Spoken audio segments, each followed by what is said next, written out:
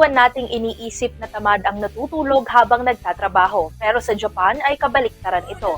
Ang tawag sa ganitong gawain ay inemori o being present while sleeping, at bahagi ito ng kanilang kultura.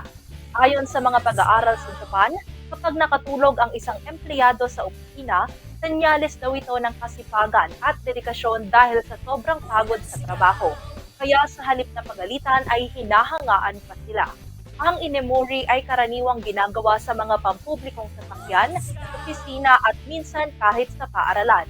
Wala itong fixed duration, pero ayon sa NASA studies, ang 25 minutes power nap ay nakakatulong para tumaas ng 34% ang performance at 54% ang alertness.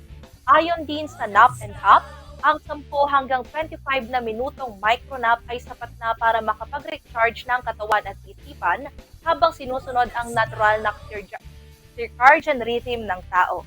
Ako po si Carmel Joy Miguel para sa ating trivia.